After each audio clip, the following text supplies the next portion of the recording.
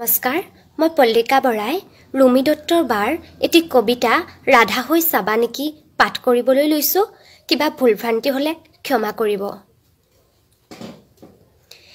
এবাৰ ৰাধা হৈ চাবা নেকি? কিমান যন্ত্ৰণা, কিমান বিষাদৰ দাবলনত চলিব লাগে প্ৰকৃত প্ৰেমে বুজি পাবা তেতিয়াহে। যমুনাৰ পাৰত নীৰৱে উচুপি উঠা ৰাধাজনী হৈ চোৱাচোন। পাৰিবা জানো প্ৰেমত ইমান ত্যাগ সহ্য কৰিব? পাৰিবানে নিজ প্ৰেমক আনৰ হাতত তুলি দিব? আনৰ বুকুৰ মাজত আপোনজনে মুখ গুজি শুই থকা পাৰিবা জানো তুমি সহ্য কৰিব?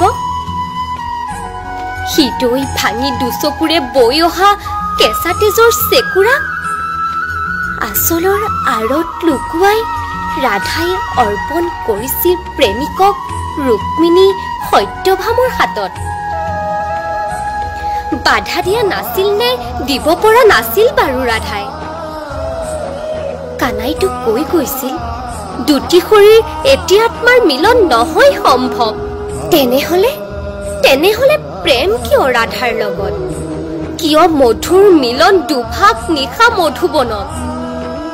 কাৰ প্ৰেম সঁচা, কাৰ প্ৰেম মিছা চাবলৈকে পাৰিবা জানো তুমি এবাৰ ৰাধা হবলৈ? দুহাতত আবিৰ লৈ আজিও ৰাধাই বাট চাই যমুনাৰ কদম জুপিৰ তলত। কানাই উভতি অহালৈ কানাই জানো আহিব দুনাই? তথাপিও আশা অগাধ বিশ্বাস আহিব কানাই ৰাধাৰ কাষলৈ। হয়তো বুজিয়েই নাপালে ৰাধাই কানাই চাতুৰীৰ কথা। নাই, আজি নাই, বৃন্দাবনত সেই আনন্দ নাই। নাই ফুলৰ সুবাস, নাই আবিৰৰ সুগন্ধি বতাহ।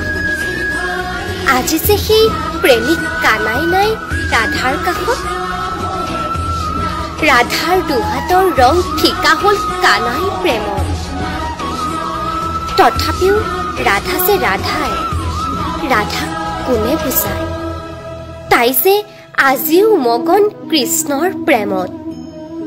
তুমি চাবা নেকি এবাৰ ৰাধা হৈ? কিমান ত্যাগ, কিমান যন্ত্ৰণা সহ্য কৰিছে ৰাধাই ভালপোৱাৰ নামত।